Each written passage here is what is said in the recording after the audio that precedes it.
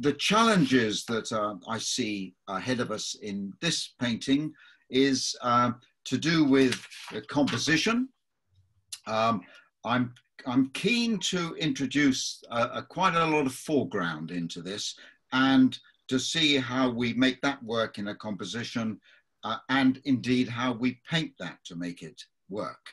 I'm also decided after a while when I went to do my practice painting of this that I would leave a lot of stuff out here within the composition. So I'm going to leave a lot of the windows out here, up the tree out. I'm going to focus in on this little crowd here, this lady who's sitting there and a few people sitting in the shadows off to one side. And the other challenge that I see in this is all the cafe furniture, which looks a bit daunting really, doesn't it? So we'll see if we can find a simple way of making that work in this painting.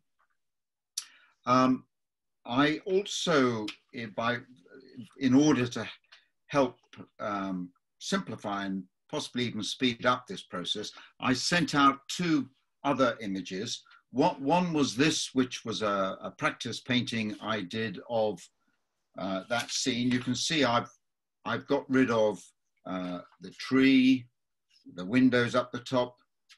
I've homed in on this section here, leaving the foreground that I was talking about earlier to deal with in the composition. And also I sent out the drawing that I made of this. Well, obviously I don't have the drawing because I painted over the top of it. So what I intend doing in this painting session is to split it down into 4 steps. And I've done this, I think, for pretty much every one of the ones that I've done so far, that we're going to make a drawing of this composition. We're going to then, as a first step, having talked about the composition as well, we're going to put in light colors, let them dry, put in dark colors, including shadows, and then come in and put the details in.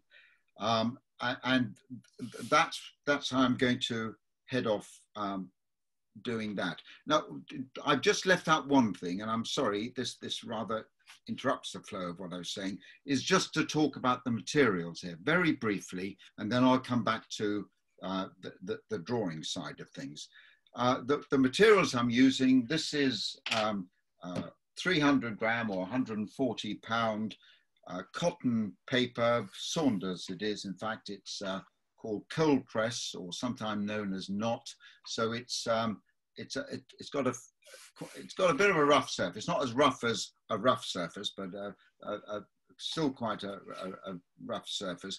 But the point is that it is cotton, good quality watercolor cotton based paper, which means that it absorbs the water well and holds the water better than something which is more glossy. I'm using these paints, which Lois has sent out information on and what they are.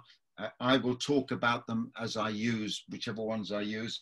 And I'm using probably these 3 brushes here. Again, Lois has sent pictures out of these, but I will mention them as I go along with this. And of course, lots of water, which is very much the secret of this. Okay, having said that, let me go back to where I was. The reason for putting that drawing out to you, and hopefully this became clear, is that you'd have a chance to make the drawing before we got started with this. So I'm rather assuming you have made a drawing here, but in any case, I'm going to do the drawing now, which will take just a few minutes. And I will then go straight into the next stage, which is putting the light washes on and so forth, rather than leaving you time to make the drawing. So if you haven't made your drawing, can I suggest that you draw along as I'm doing this, and we'll go from there. Lois, is that going to be all right? Because I can't hear, I haven't got anyone to talk to here. I just want to know that I'm not making a mistake by going. Everyone has commented saying, I didn't know I had to draw beforehand. So I think everyone is calm and happy. and we'll. If All there's right. Okay. In that case, I'll go a little more slowly than I had anticipated. The drawing I'm going to base as closely as I can on the finished practice painting I did before. And so I'll go ahead with this now. Is the light all right, Lois, here? Because I'm just using natural light from the window. It seems fine. Okay. All right. So let's have a go at this then. I'm using a soft pencil, and as always, I will put in as little as I think I need to get away. Let's. I made a couple of little marks here just to get me straight on with it. There's the umbrella is here. That's the pole. It's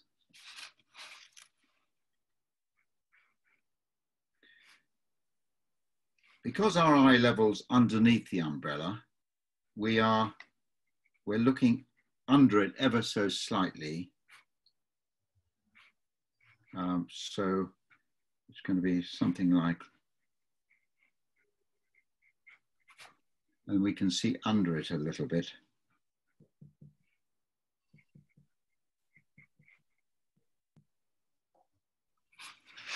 That's there, and this comes down to here. So that's the table. My level is just above the table, I think. So I can see a little bit of the surface of the table, not much. But here's the lady who, in fact, I won't put, yeah, I'll put her in here. She's going to be about,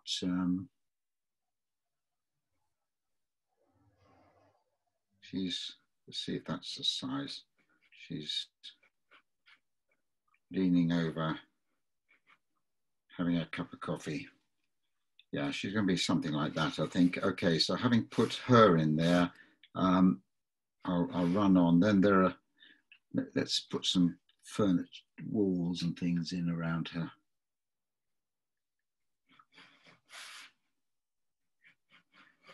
A lot of this is in shadow, which will get lost quite a bit in shadow. Right, let's take the tables on a little bit. We've got some other people sitting here.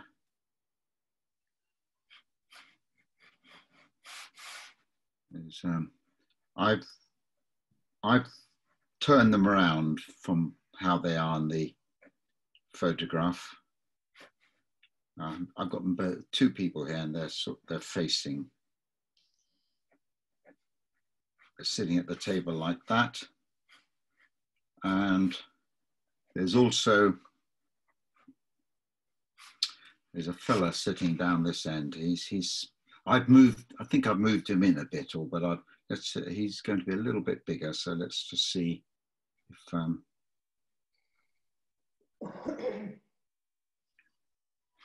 and he's slouched in his chair, like so. All these look like something out of IKEA, all these chairs, I think, but I'm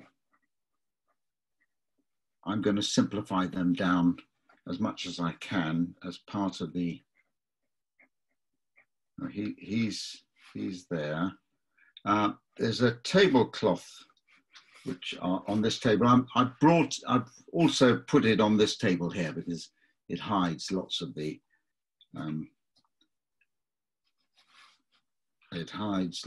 furniture that we were concerned about. Right, let's put in an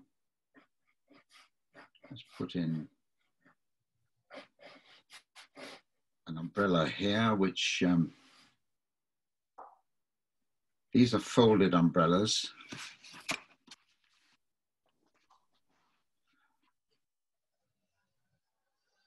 I think your head keeps knocking the... Okay, right.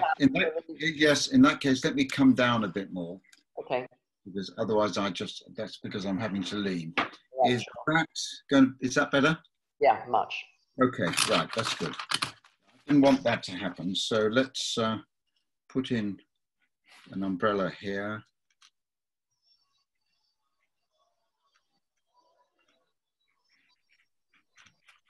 It's a folded umbrella. Make that a bit bigger. Another fold there. And I'll stick another umbrella here. This is also folded.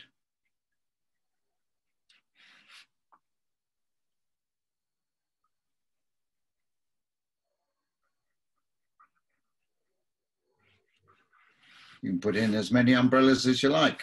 Okay, this is, and you can indeed put your own composition very much as you like. If you want to add more than I've got, that's just fine. There's an umbrella back here, which is just catching the light, which I think might be quite nice.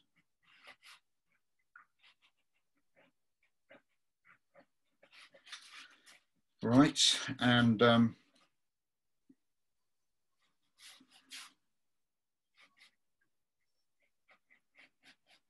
I'm not putting in this bush, this potted plant down here, but I will put in some.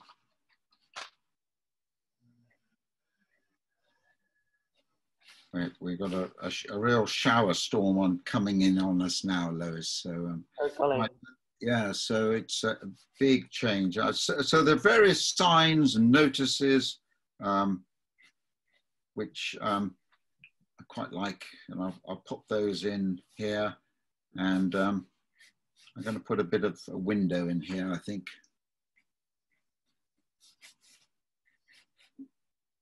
Bring that down a little lower. So a window in there, something going on in here. There's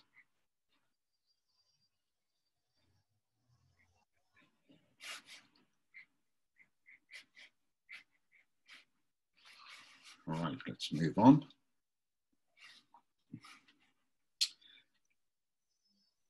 There's a sort of capstan thing here. Well,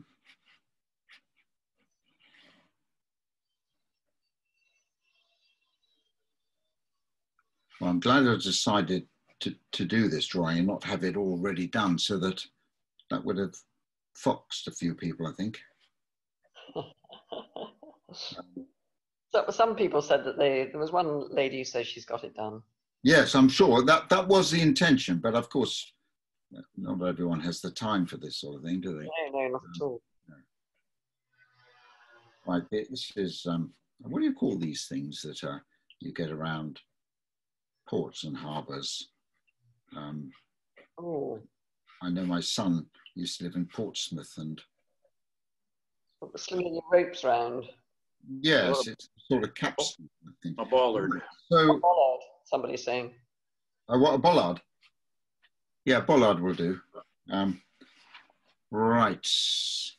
I've got a few pots and plants, which are quite good because they mean we don't have to put too much furniture in. All right, that can go up there, that one, and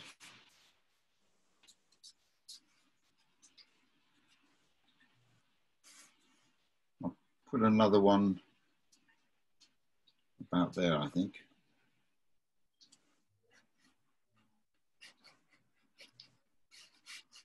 All right, just some information about the chairs and so forth now.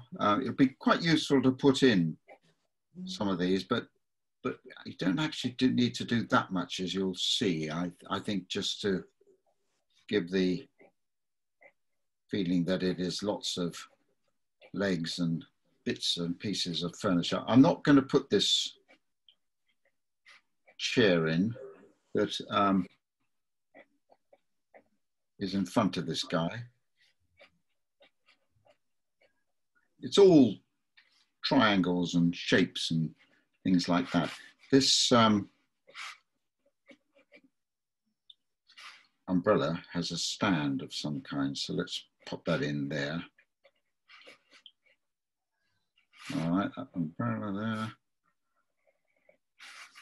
All right, let's put in some furniture here.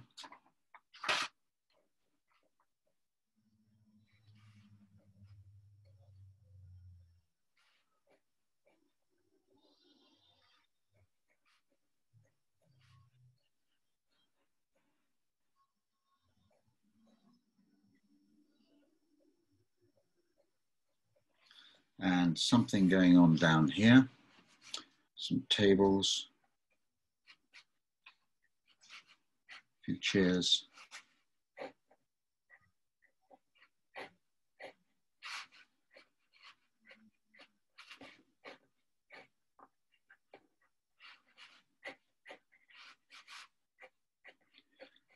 So I'm putting in as little as I can of that lot.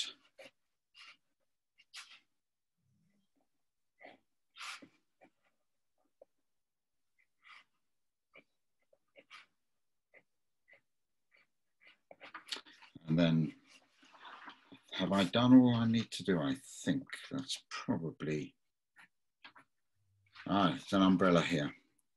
Let's put this one in. This is quite an important one, actually, I think, because let's just get it to.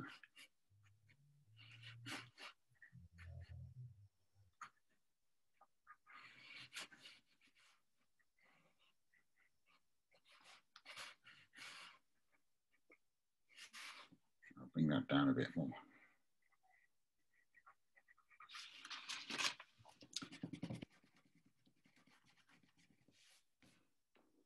The next step we're going through is actually quite a simple one. So that, again, will give people a bit of time to catch up. Let's put a few little notices in here, which might be quite nice signs of one kind or another. I think that's all that I want to do of the drawing.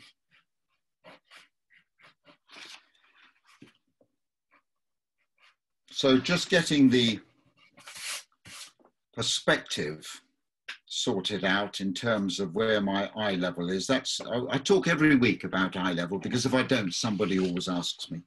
My eye level is looking along there. That means that I can just, the tables are more or less in line, just a bit below my eye level, but where the bottoms of the chairs come aren't necessarily all on a straight line. If my eye level were much lower, they would be. So the bottom of this bollard is here, and just set behind it a little bit is this pot, and this pot here, and this, whatever it is, a thing holding up the umbrella. I think that's right. There we go. So that's the first step in the process of making watercolor. It's not, you don't always have to have these steps. And one of the paintings I'm going to do later on, I think at the end of October, is where we're actually moving rather quicker than this, and we're not necessarily going exactly through each of the 4 steps here. But the first step is very much considering the composition, making the drawing, putting in as much as you feel comfortable that you want to put in to help you with the painting, and then moving on to the second stage, which is one we're going to do now, which is putting in the washes.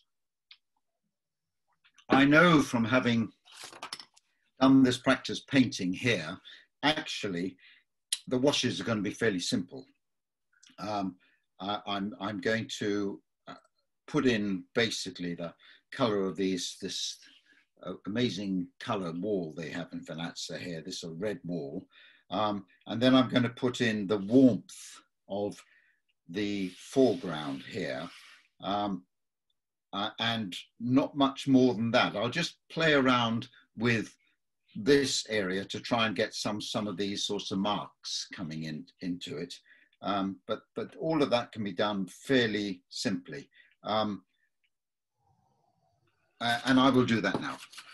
So I'm using a mop brush, a large mop brush, something that's going to hold a lot of water. I'm going to use a lot of water. And at the end of this, when I've done it, we're going to dry it so that we can move on beyond that one. Having said I'm only just going to do these 2 areas, there are some bits of this that I want to make sure that I don't paint it. I want to leave the white of the paper. I want to leave this lady. In fact, I'll leave all the figures out of it for the moment, but I definitely want to leave this lady because she's a strong, I mentioned she's a sort of focal point of the picture, and it's her white blouse against the darkness which helps with that. Equally, I want to leave the tablecloths here, and also as much as I can, I'll leave what's going on underneath the tables with all the legs, the white legs of the furniture. A lot of those are going to have shadow in them and get lost anyway, but I will try and leave all of that, and I will, yeah, and I might leave some of these posters and signs out. I'll see how I go with that. Can't remember how I do that. So I'm using a brush. I'm putting a lot of water in it.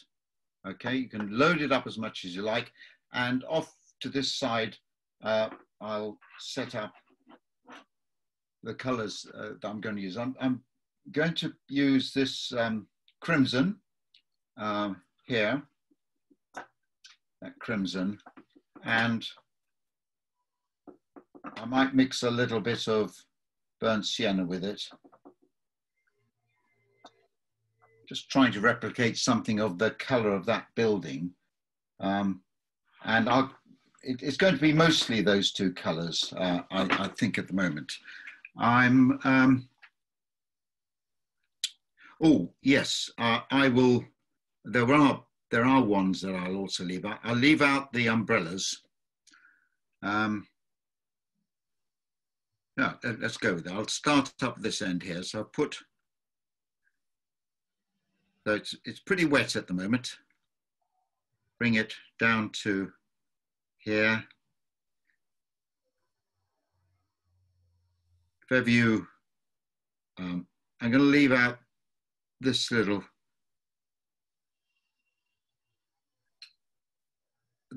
feature of the doorway. I think on that one. So it's very wet. I can come back to this and add color, as I may well do so for some of this. So someone asked me the other day just how much water do you put in the brush and all that. Well, you can probably see that I've got a lot of water on this brush, and I can, and feel free to leave little gaps like this, little gaps just above the table.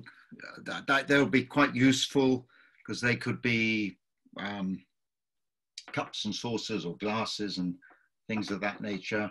Pick up some more of this paint and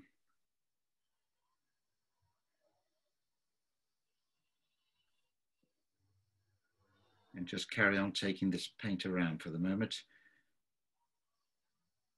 I won't paint over the flowers.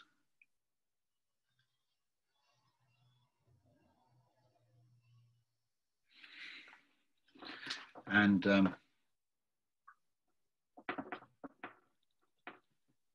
but I'm taking this into and around the figures and into the gaps, the doorways and things behind the figures. This color might as well allow that to go around there. Take it around these figures.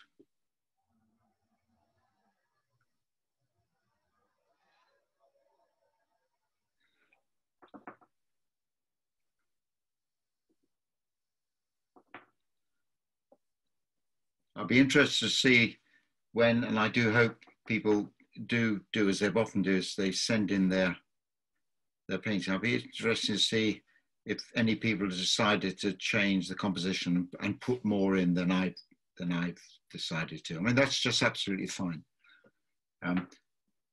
This dark window, I can just paint over that. I don't think that's a problem.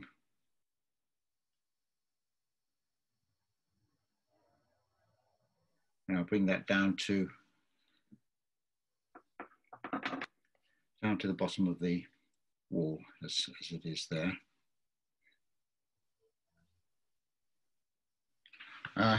Right, I'll come back to that in a moment and switch my attention to what's going on down here. And here I'm going to use raw sienna.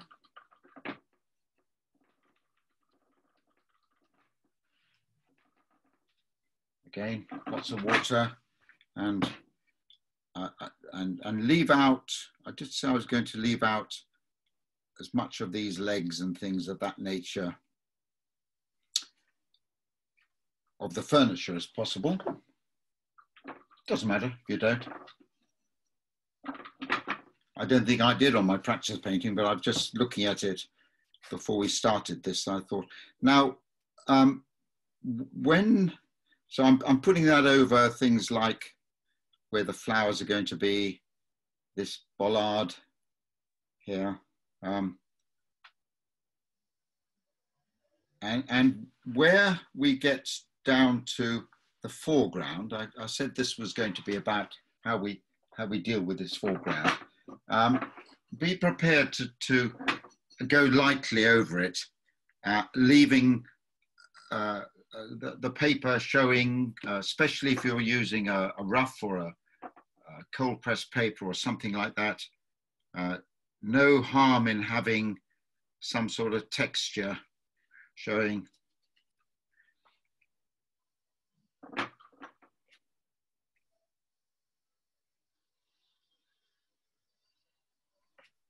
Just like that. We're going to be painting over this a bit anyway, so it's actually not going to end up this color, because I want to bring in the gray of all the paving on that. So let's just see if we've done a reasonable job on that. Now, trying to get some of this patina into these buildings here. This one on the right is really quite damaged. So I've got some tissue and I'm just going to dab that a little bit, which is going to help me. That's all going to be in shadow anyway, but it'd be quite nice to know that I've got a feel in the painting of some patina that's going on there. And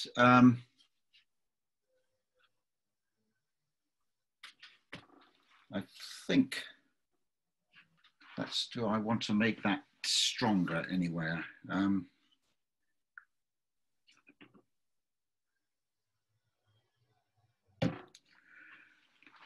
No, I think that's all okay. I'm happy with that. I've deliberately left out the umbrellas,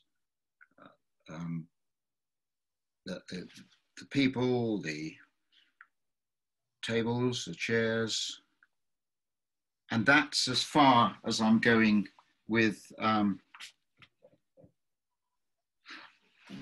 second stage of the painting, everyone. Okay, so that's a relatively straightforward bit of work there.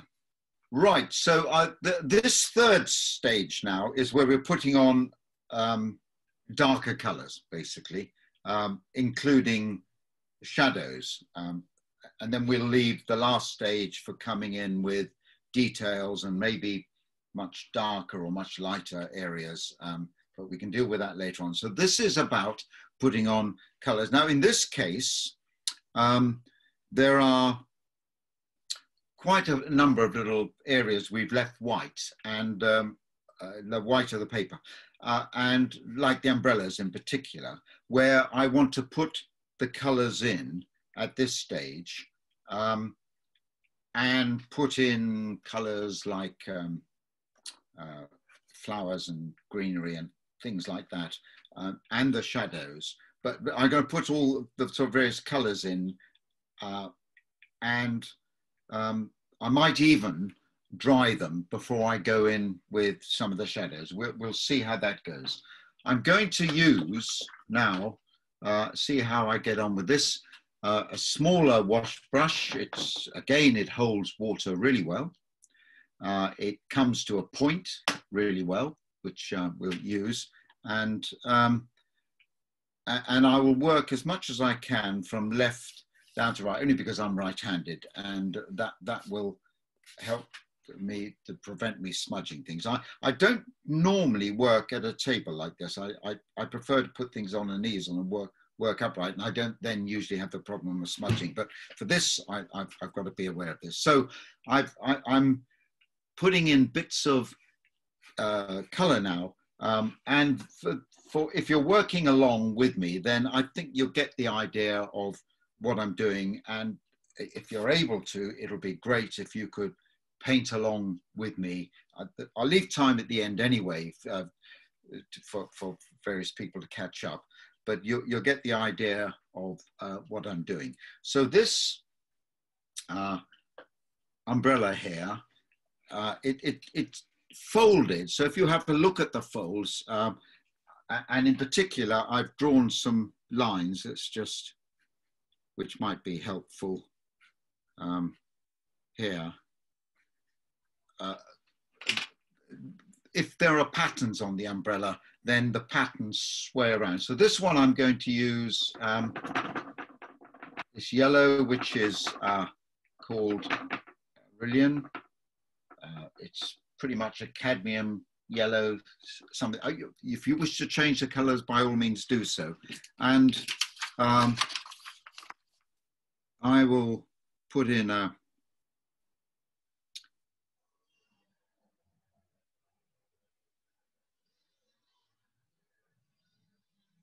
I think you get the idea of what I'm doing at the moment.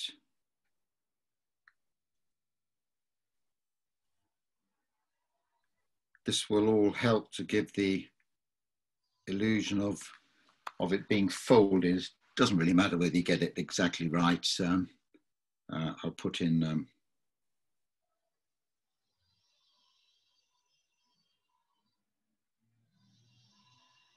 idea, something like that, and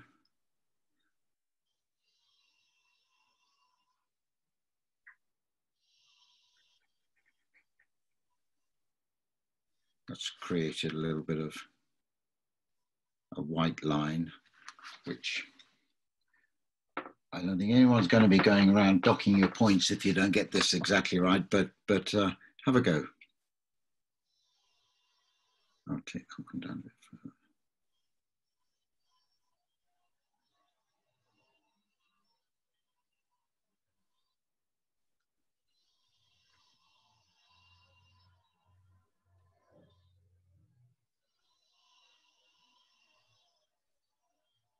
So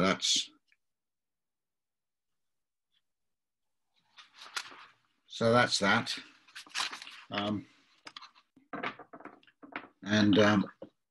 Let's have a go with this open umbrella. I think I'll use whatever color you like, but I'm going to pick up my crimson and add a bit of vermilion to it. Just give it a slightly orange tinge. There we go. And again, the pointy bit of this brush is quite useful. The bits that disappear at the top of the umbrella, of course, the patterns are much thinner.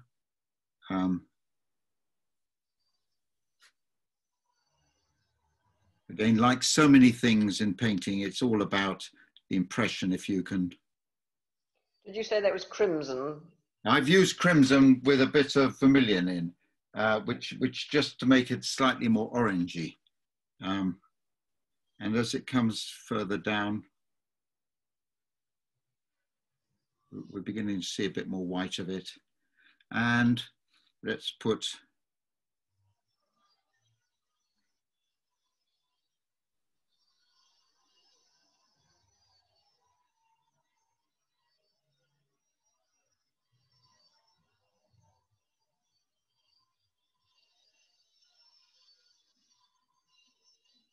okay, you get the idea. I'm sure you can build up a pattern for your umbrella, and then we can see underneath it as well. So I'll put the color in there. We'll be putting a bit of shadow on this, so that will just distinguish it from, make it look as if it's underneath it.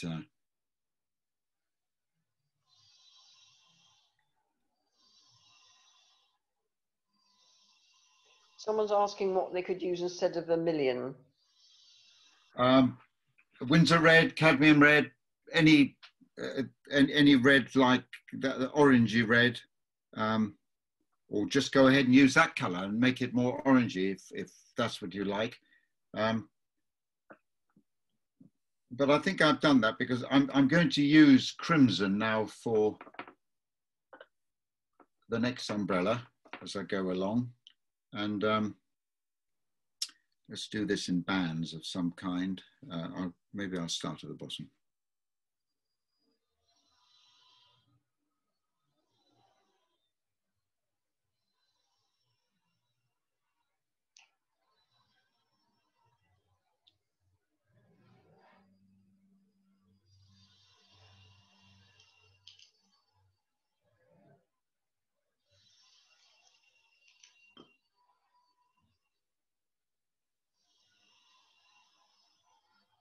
Right.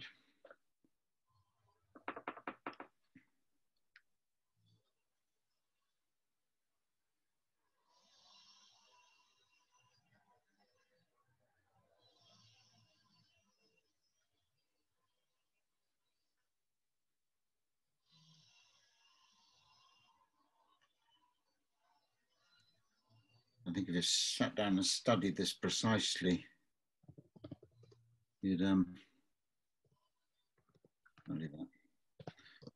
you'd spend hours trying to work out where all these folds are, and I don't want to do that.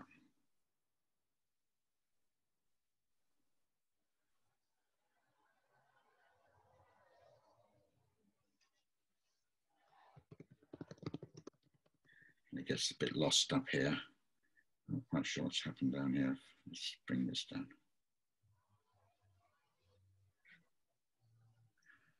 Okay. I'm going to make this. It's gone really dark here, Lois. Can you all see what I'm painting? Yes, it seems to be fine. Thank you. Okay, no, that's good. So I'm going to simplify this umbrella. I'm not going to go too carried away with all the little lines and patterns. Make it a mostly blue umbrella.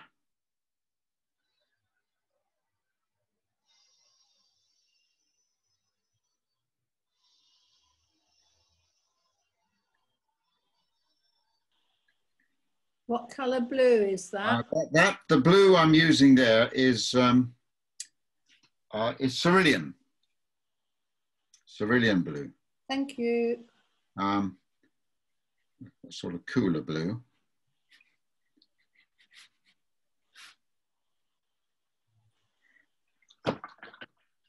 And this one in the background, I'll just use some of my raw sienna. It's all over one color. Put that in there. Right, few little details I'll put in. All these posters and things like that. Let's just suggest that something is happening with information on them. It's really up to you what you put in here, but a lot of these are going to get lost in the shadows anyway.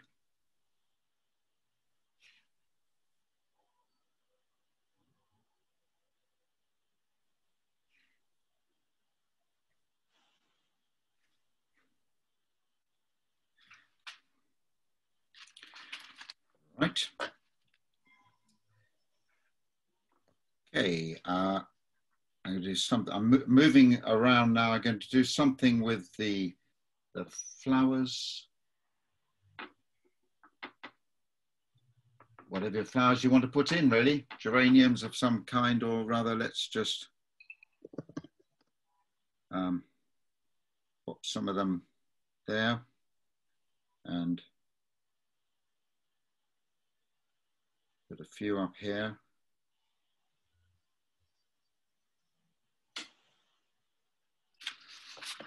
And I'm going to put some green in there, which I'll use lemon yellow. Bit of lemon yellow.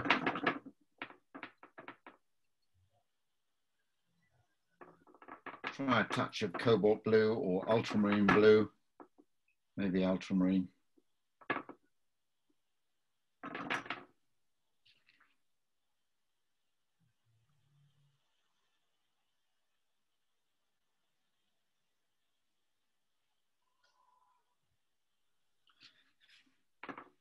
And just pop in some greenery here.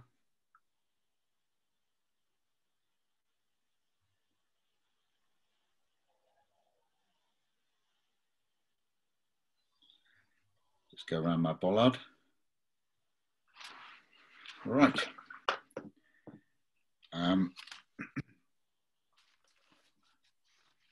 Some terracotta in the pot, so maybe a bit of burnt umber, burnt sienna and a bit of raw sienna, maybe a little bit of red, something that will give me a I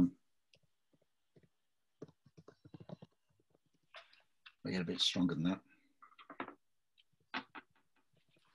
Something that will give me a pot. I'm just touching the edge of that there to soften it, so it goes into something a bit lighter.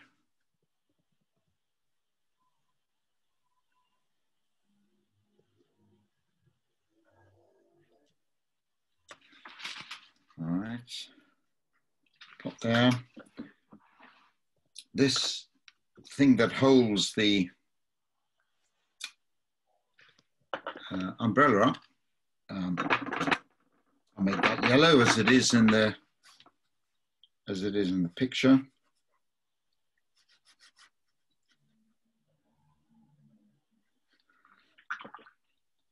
And also, whilst I'm at it, I'll pick up a bit of raw sienna, burnt sienna, something like that, and just put in something here that I can use as skin colors. There, I've got these people are all facing us. This chap, we can see his legs. We can see his arms and his face. I know he's going to be in the shadows, but that will be useful a little later on. And I'll create some sort of a grey color. Let's just pick up a little bit of blue, add it into something red that I've got here. And I'm going to put something down on my bollard. I'll leave little gaps where the light might be coming through,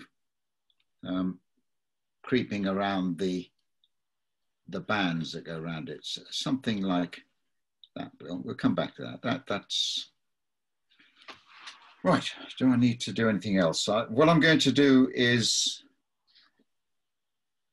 dry that now, and then bring in some shadows. I'm going to start playing around with shadows, going to bring in shadows into the background, shadows that are cast. Let me get my painting up here, which might help. So I'm going to start to bring in shadows into the background here, shadows which are cast down, maybe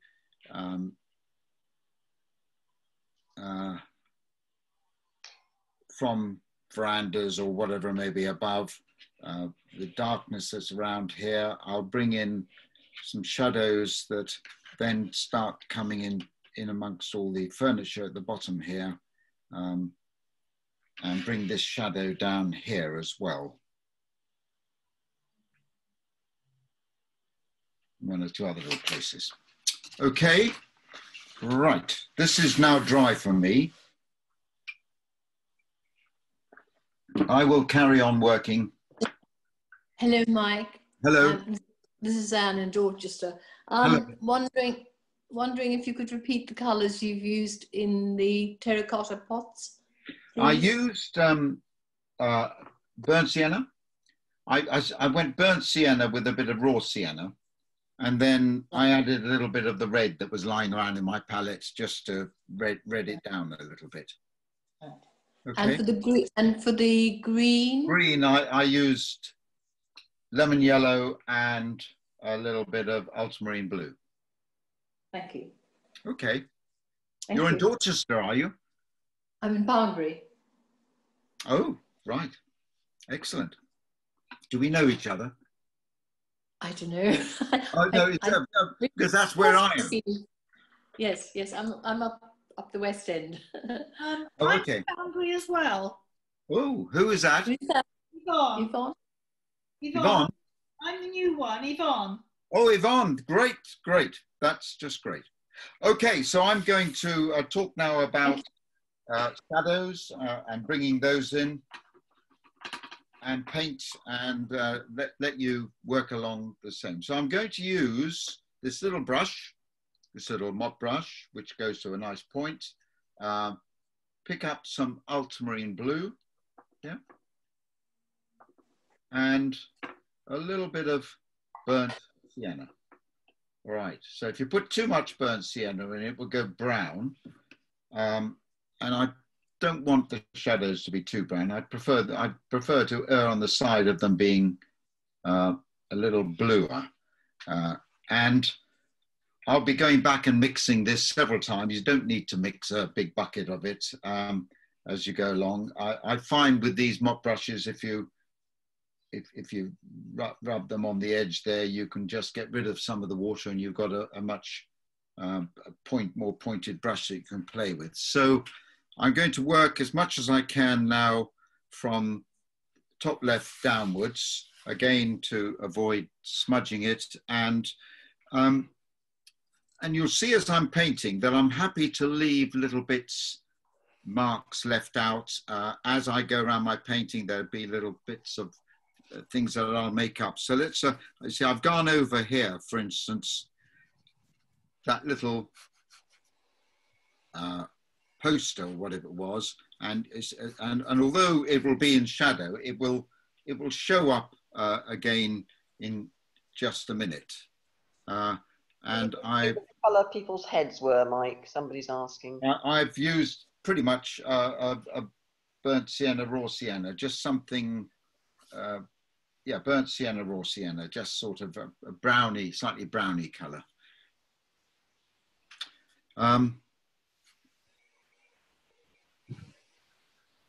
So I'm using my brush, a combination of the point and the flat of the brush, as you'll see.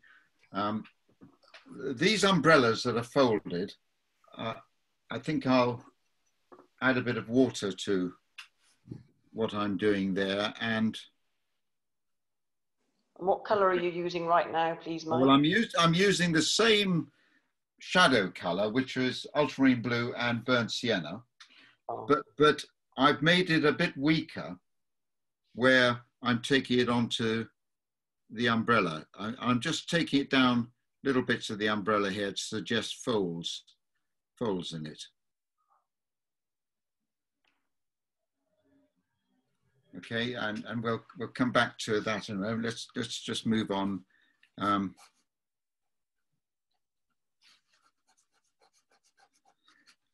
When I get to the edges of a painting, generally, this painting, I don't want to try and emphasize too much detail in that. So I'm happy just to let it flow off the detail to be less. These little bits that I left white, they were some kind of marble or something on the edge of the door that I just thought it'd be quite nice if it stood out. Can you remember what colour the bollard was, please, Mike?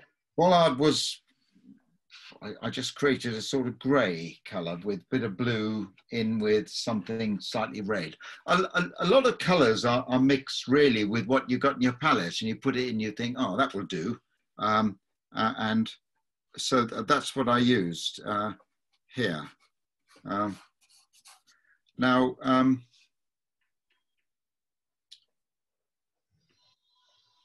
if you're going to add a colour to something you've already put down, try and make it a stronger one, because that way you will avoid having these blooms or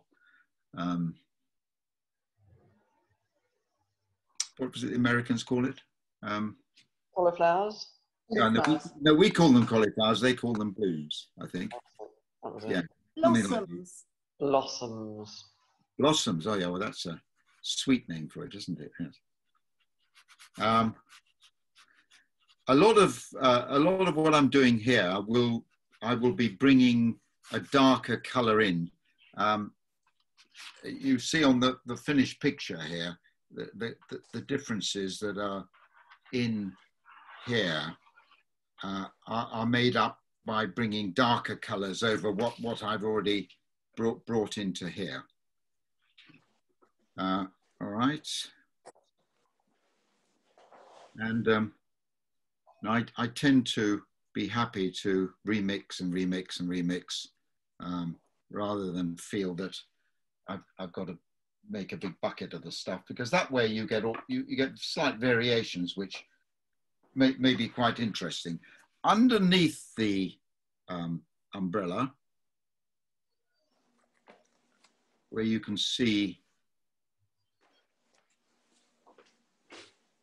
underneath the umbrella, I'm just putting a shadow in there, which is pretty much the same shadow that I've put in anywhere else. But that should show, when it dries, it should show up as being different. I'll go around my lady here.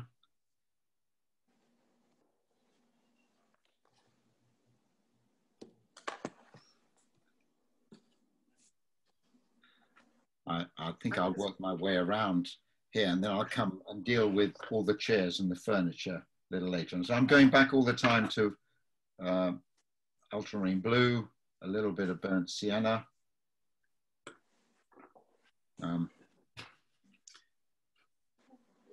Take that around the lady.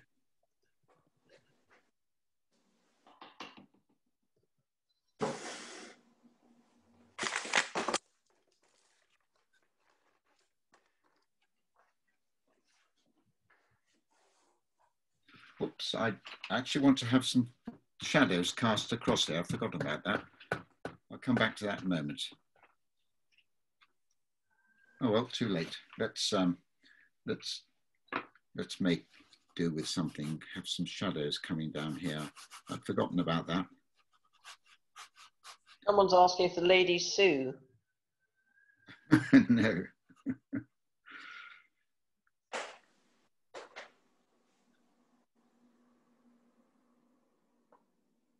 No, she's not. Not that I'm aware of.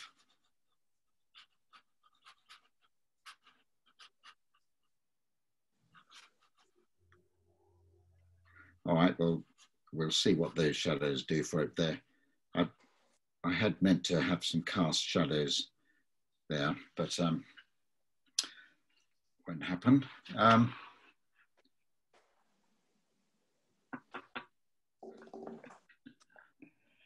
I'll just add some water to my shadow brush and I'll put some shadow there, a little bit, much lighter shadow. I'm going to give up. Oops. Oh, don't give up. Keep going. Right. Don't give up. Because you can always do a second one. Yes, of course you can. That's the great thing about it. The great thing is you end up getting another chance to do a painting. It's almost worth doing a rough one first, isn't it, Mike? Yeah, yeah. It is. So again, with this umbrella, that I watered down the shadow color that I was using, and I'm putting some of it up here. This just suggests the folds.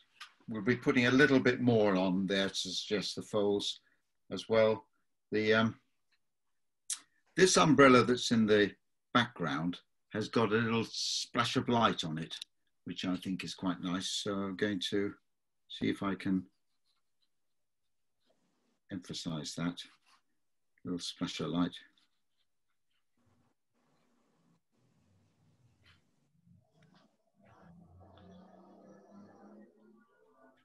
So this color that I'm using, this shadow color, is being taken around the painting quite a bit into all the background areas,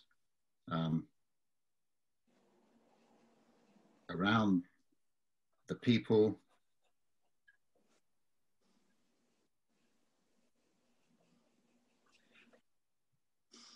We'll be doing it around the furniture in a moment. We'll deal with that in a moment, a little bit later.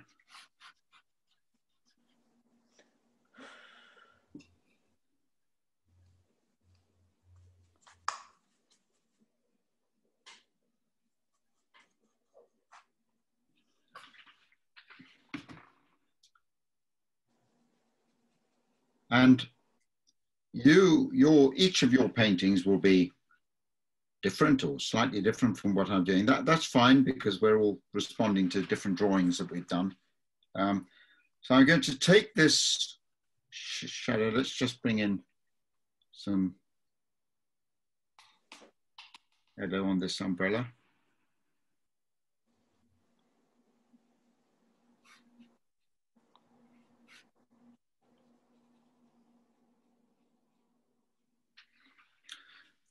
And I'm going to work this. Now this whole area is quite dark, and there's going to be shadow that's cast down onto the ground here. But it's no different from what we've done already.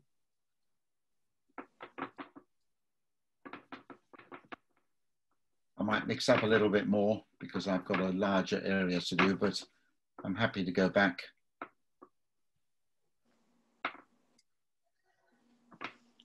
Let's see. Still got my picture inside here.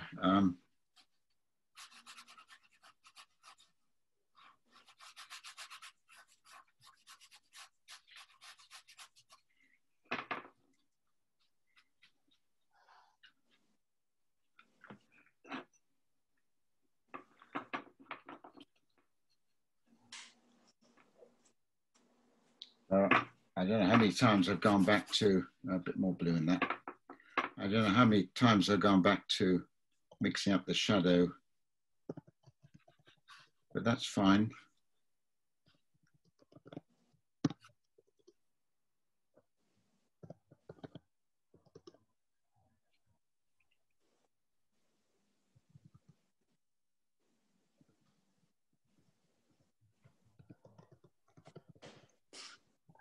And for this shadow now that's going onto the pavement, for this painting anyway, I'm using pretty much the same thing. I'm going to take it, sort of give it a, it's a fairly angular shape. It's reflecting the buildings. Let's make that a bit bluer. The buildings that it's coming away from, and here I've said that I was going to work left to right, but I'm just going to put some of this in here. So that's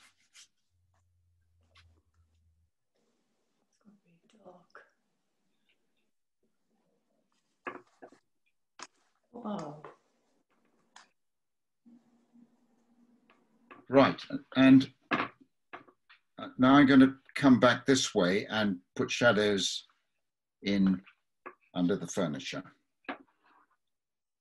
It's really got dark here, Lois. It's, I'm surprised it doesn't reflect. Okay, here we go. Now, we'll just be aware that I've got white furniture, the light's shining this way, so we can do things like shadows being cast this way a little bit. Lots of little triangles, and not to worry about whether you get exactly the furniture right. It's all on the ground, so there are lots of cast shadows going on here.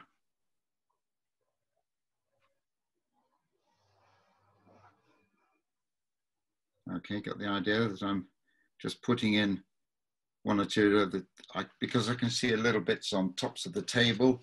I'll do that. I'm going to put in some shadows around where the roses are, the greenery is, and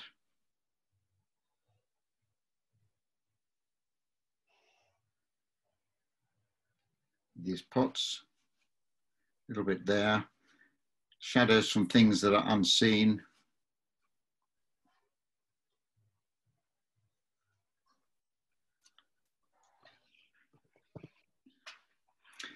So I don't think we need to get too fussed about getting this furniture exactly right. If you can make one or two things look like the odd white leg of a chair, then so much the better, but do the best you can and hope for the best.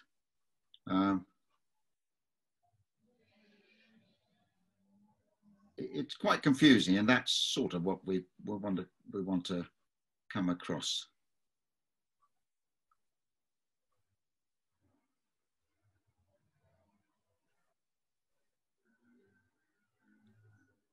Some of that will just be in shadow from the table. So I've just taken my brush over that lot, and when we come back and do some darker colors, we'll be able to make that work. So it looks a bit of a mess at the moment, but we'll be able to sort that out. Let's just, I'll leave the figures. Just put some shadow in here. My terracotta pot.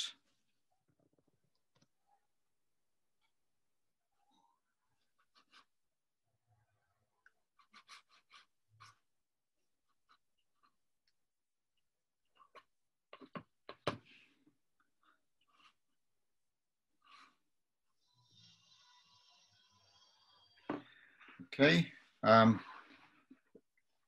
going to put some shadow on the white tablecloths. Let's have a look at the photograph. What's that telling me? Okay, something pretty light. I'll take up some of this shadow, but use quite a bit of water with it and do something like, where's a photograph? Something like that. I don't think it wants to be as strong a shadow as there, just something like that maybe. And similarly, whilst I'm at it, I'll do something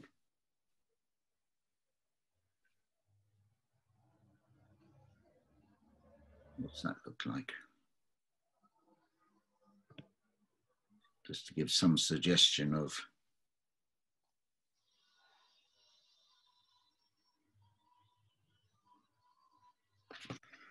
a tablecloth.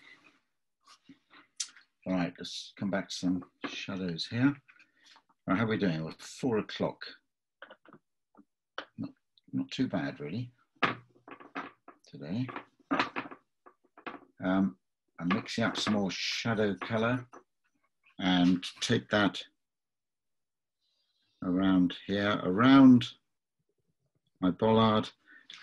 If I want the light to shine on the right-hand side of the bollard as we look at it, then put something a little bit darker just to the right of it will help to emphasize that. It's a little sort of way of suggesting that the bollard is light on that side. We'll come back to the bollard in a moment.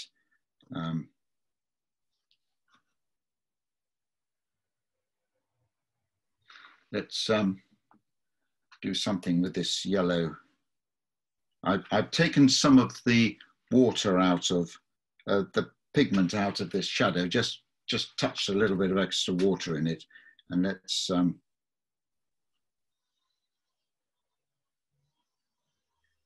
see if that will help us. I'm just using my finger to soften the edge a little bit. It's really a lazy way of, I ought to use water, but I just use my finger. Right, can you see we're just,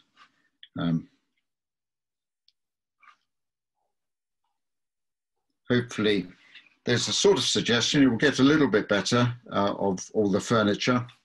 I can come back to that. Let's just have a look at this bollard. Right, it's got it's a curved thing, as I recall.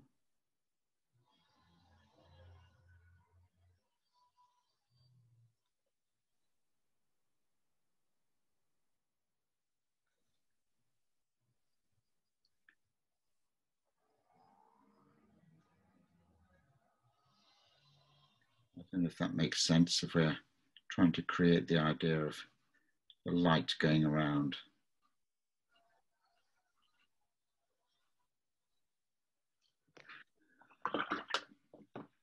I'll just pick up some water on my brush and run it down there to soften these. I won't use my finger there. And then this shadow runs out here.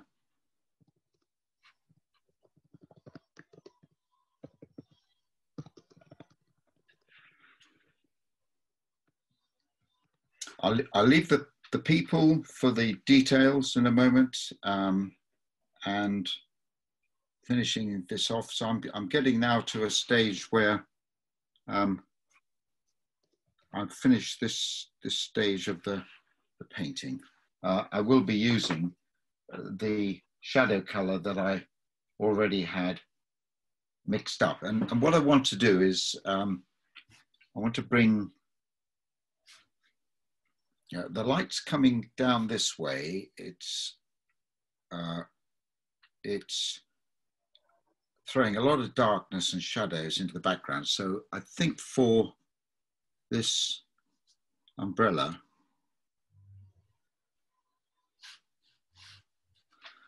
I'm going to put that in shadow, and I'm going to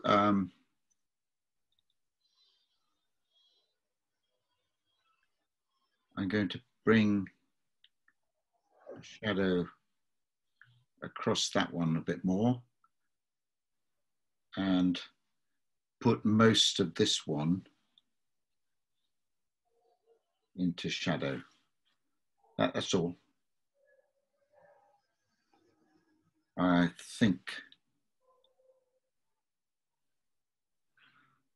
yeah, that's the only thing that I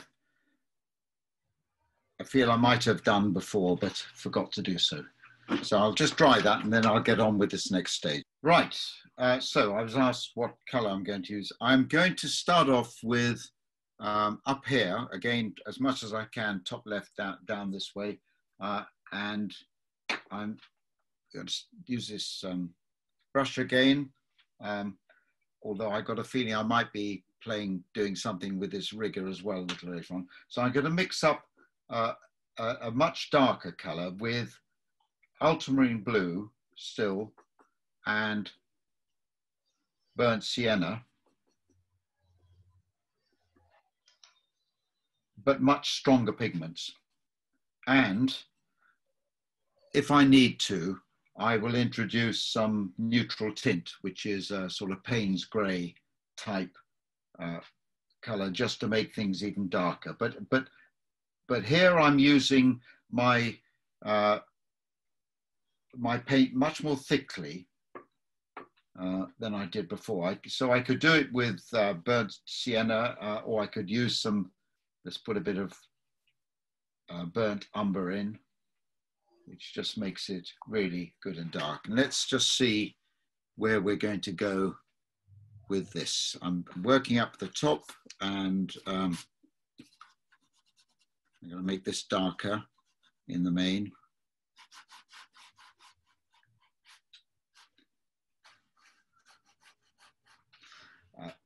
It's a bit too brown. That add some more blue, I think. And again, I'm just leaving bits out where I think it would help.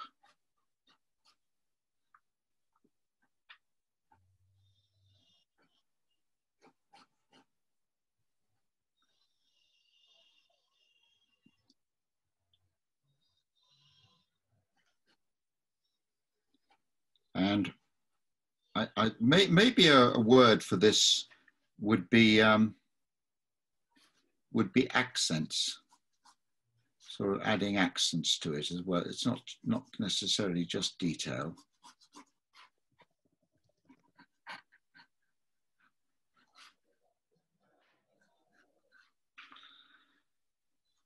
So this is a wall in the background.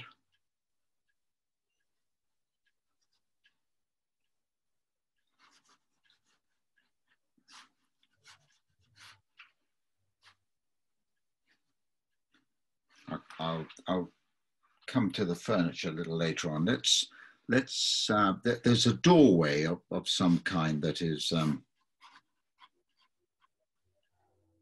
here. So let's make that quite dark. In fact, I'm going to add some neutral tint to that, which makes it really dark then.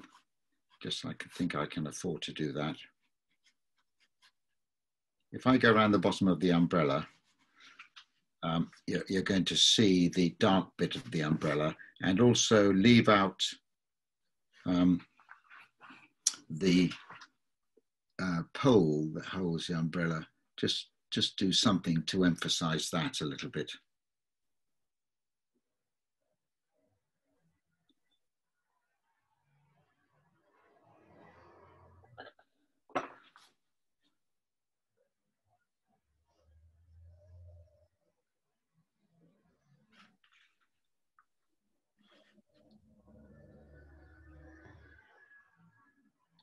Anything I can do to highlight that lady who's, as I said at the start, is a bit of a focus here. Sue. It's not Sue. No, it's not Sue.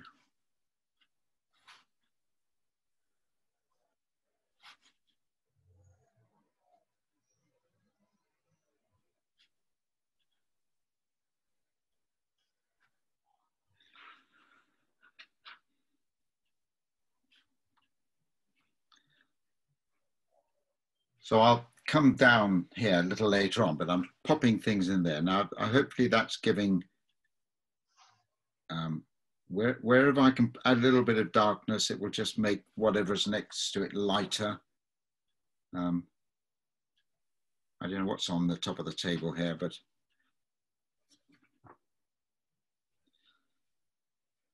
all right, let's move on around here.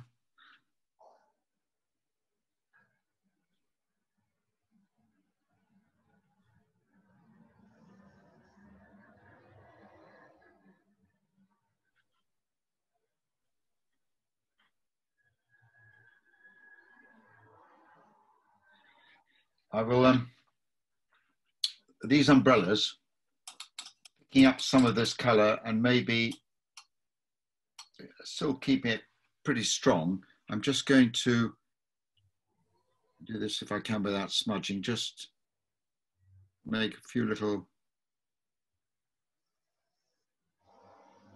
accents here, which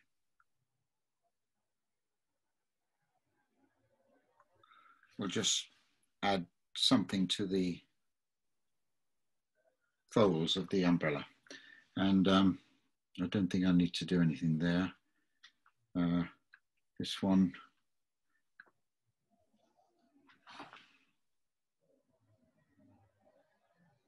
I don't think it needs to be a straight line, just it can be a lost and found line, as they call them. Just something there. That's just a wire of some kind I thought I'd put in there.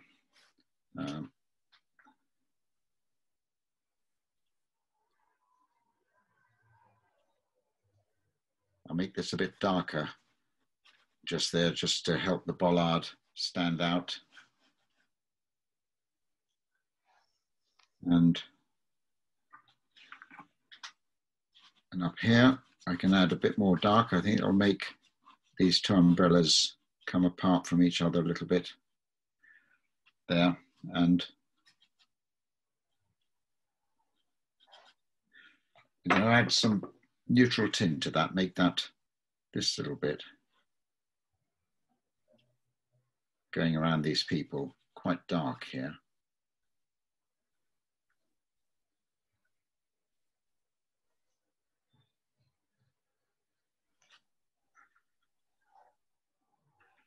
I've run out of paint, so mix up a bit more. So I will go back to my French ultramarine. So I've used quite a bit of French ultramarine and burnt sienna as shadows in this quite deliberately.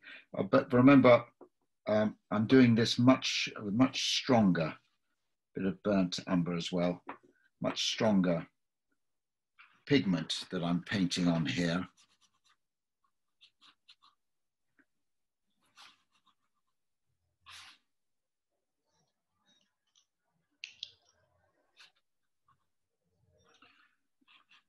We're doing all right time-wise.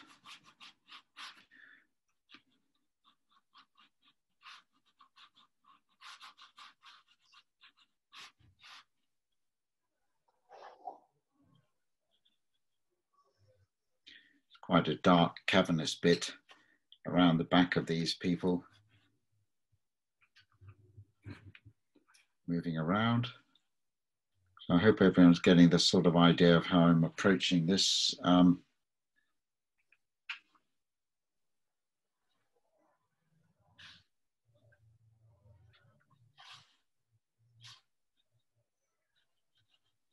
And for this area, there's a window which I've just painted over at the moment. I'm going to suggest that window.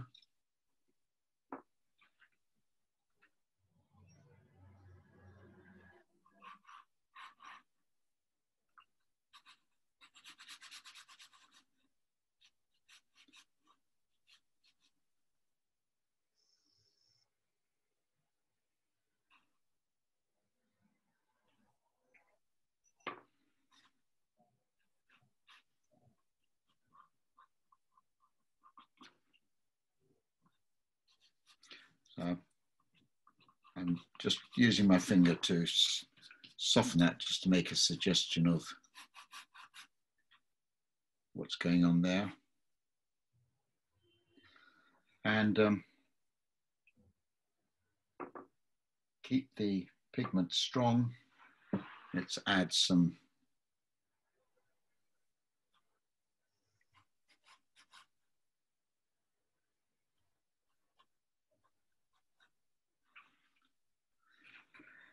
few little details might be useful here. Put something, I don't know what this is, a wire or something, a pipe, break that up.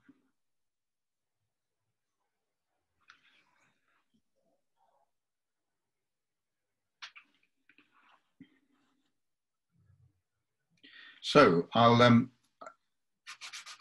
going to, I think, leave that just for a moment.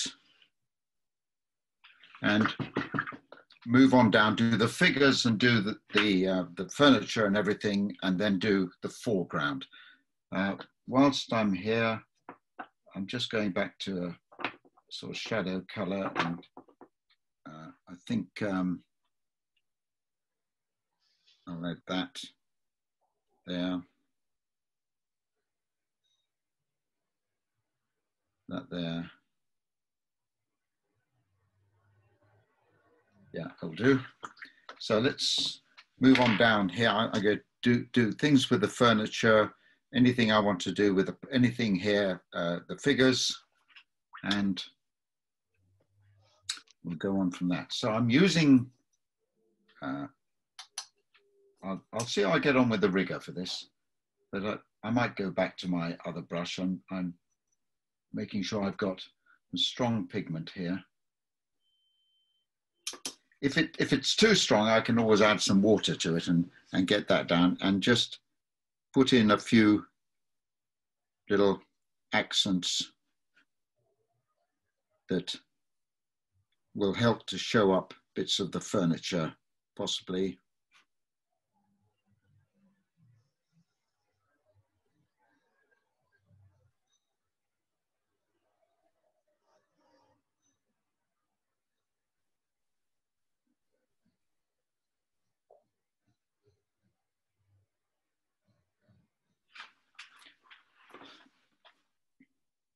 Maybe some areas.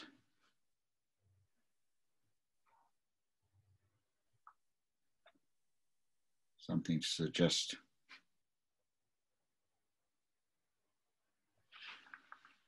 That terracotta pot, few little dibs and dabs. Let's just switch away and add just a bit of red here, just to slightly darker red. That was just to make those flowers a little more exciting. Go back to my really dark one here, and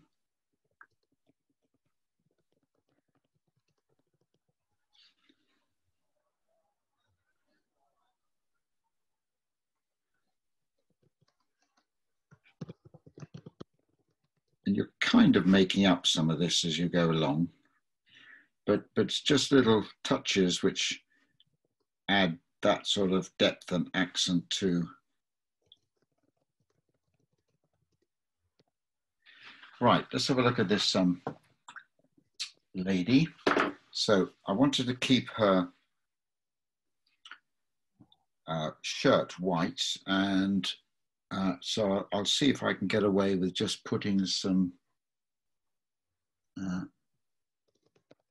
shadow on her. So let's just get a bit of burnt umber and add a bit of this blue to it, and let's see if that's going to do the job.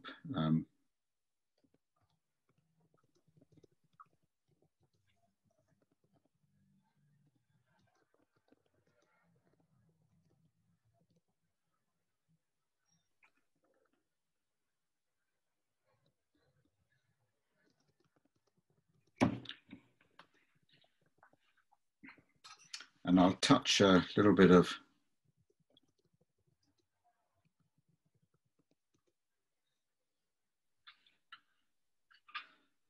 I'll come back to that. When she's a little dry, I'll come back to her.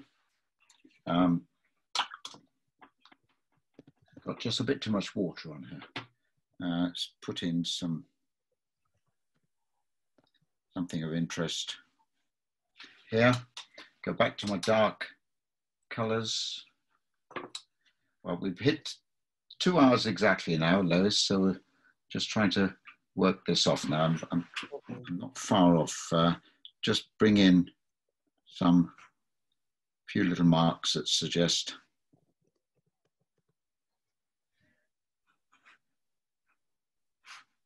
where it's extra dark.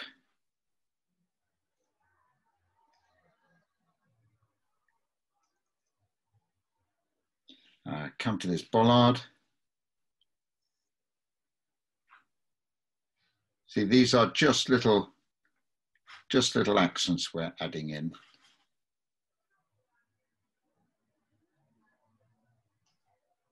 the shadow's already there.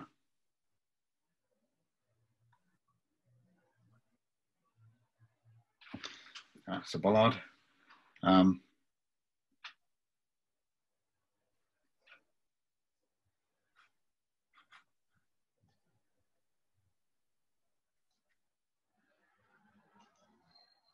And let's move to these people.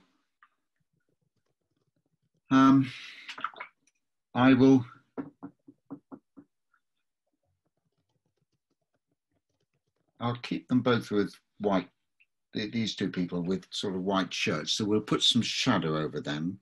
They're mostly in the shadow. Let's just put this one in shadow here, and this one similarly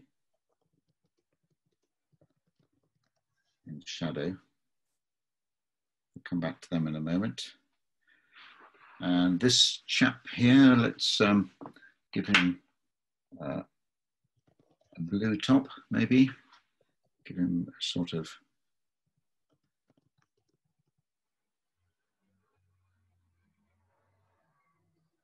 something blue there.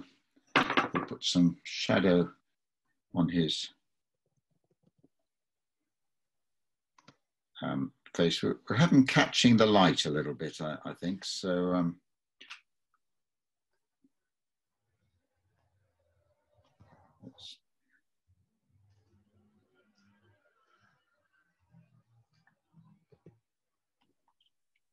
he's catching the light a bit.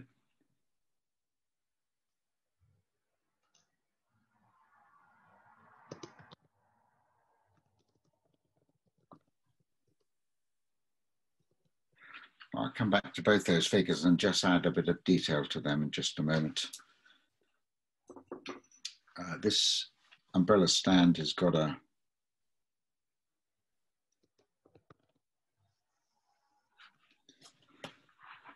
something like that.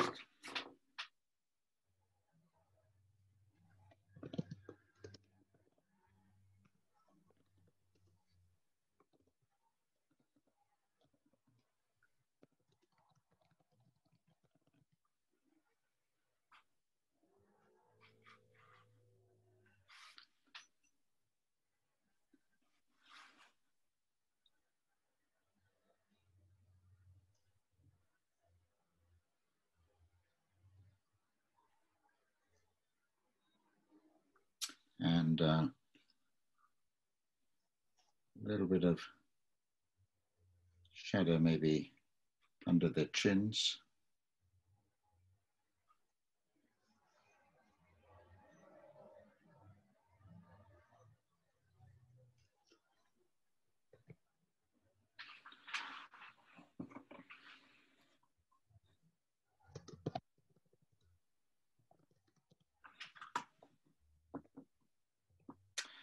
And now the foreground area here. So I will, I'll pick up this shadow color. I'm using my rigger brush now. And I'm going to create some, I don't know if you can see them in the photograph, some sort of suggestions of lines for the slabs or whatever, coming out this way, coming that way a little bit. This is all about bringing a little bit of, a few little marks up here, just to try and bring this foreground forward a bit. We talked right at the start about the composition of how you deal with this. I wanted everything to be up here, but I didn't want this to dip out in terms of, it needs to be quite strong to lead you into what's going on there. So maybe something like that, and coming the other way.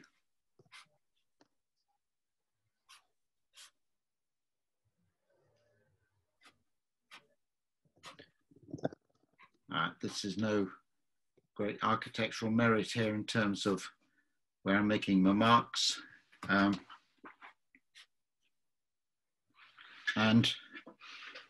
I think I will also add, I'm going to go to my burnt umber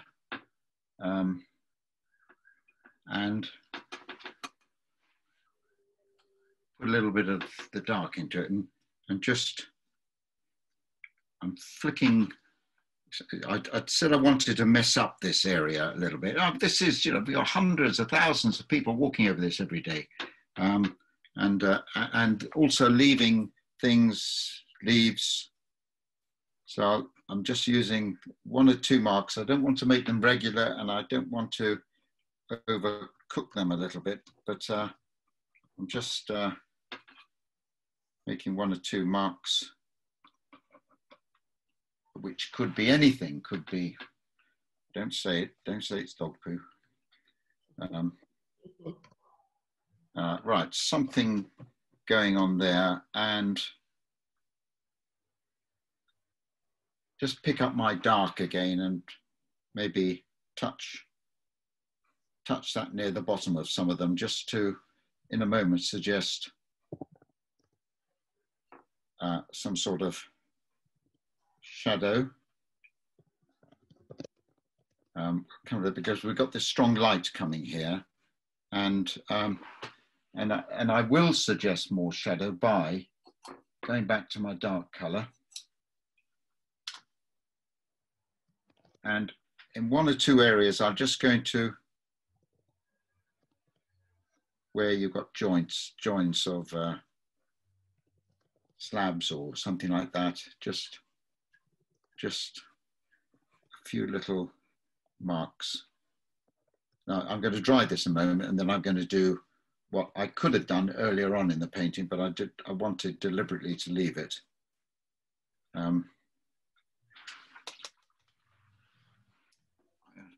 Flick a little bit more on that.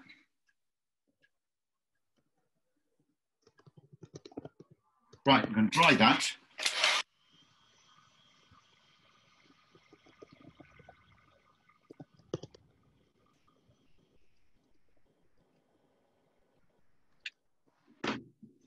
Before I come back to that, and just see if I need to do anything more to these people, just to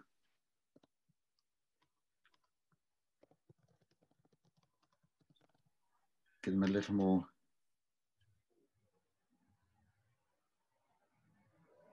prominence. This guy.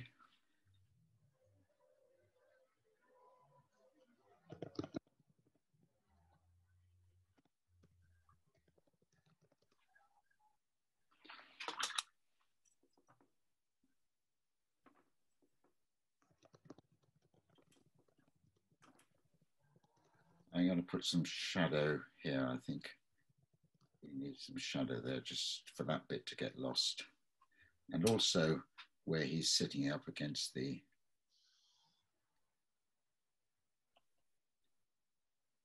tablecloth, something like that.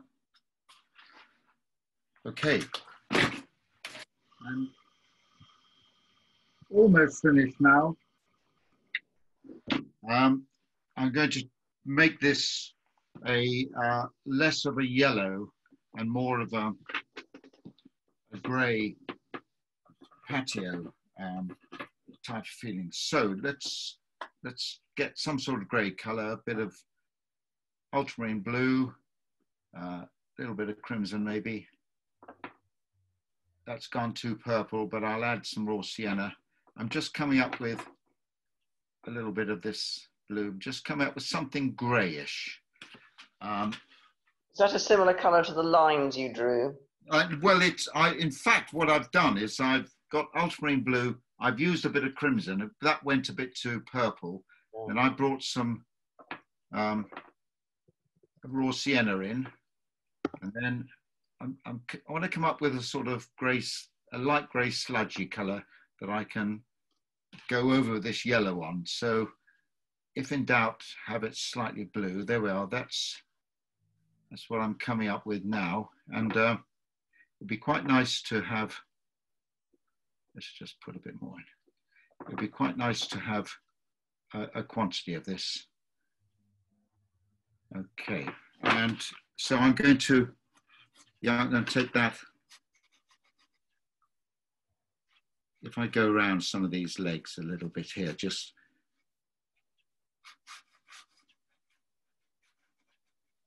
So the lines you have on the ground are a slightly darker version of that. yeah, they are darker, yeah.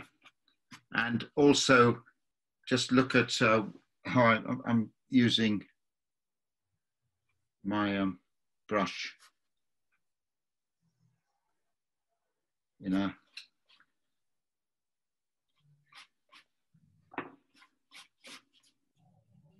Dry brush technique. I'm just running and happy to. I've run out of paint. Let's add a bit of.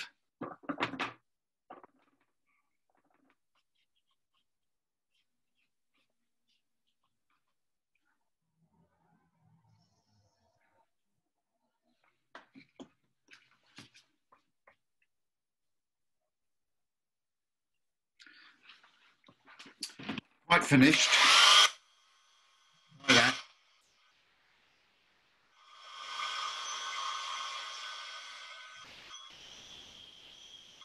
It's a bit too dark. Okay. Okay.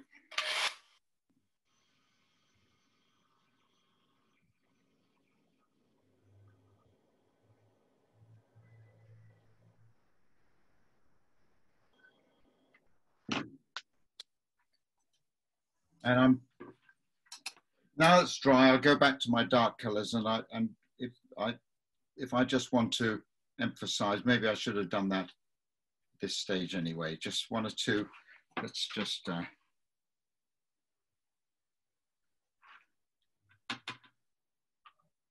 just trying to get a certain patina for going on this concourse.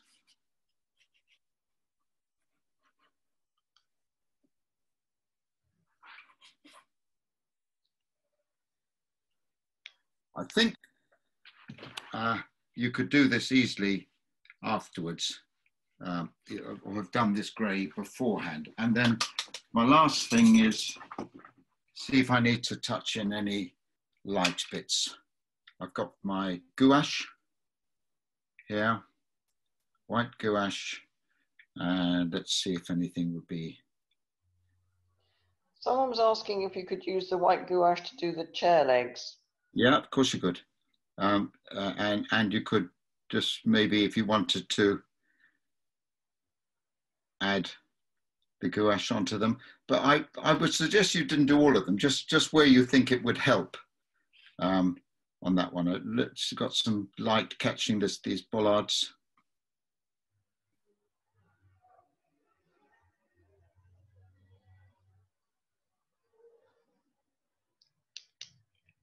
Maybe these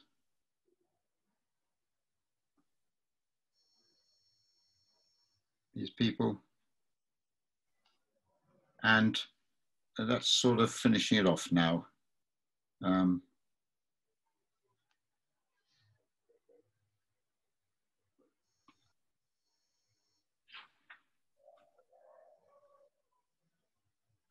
Wherever you think, maybe a couple of little spots here just to, it's just a little bit wet, so I'll wait for it to dry and do it in a moment when I've finished. There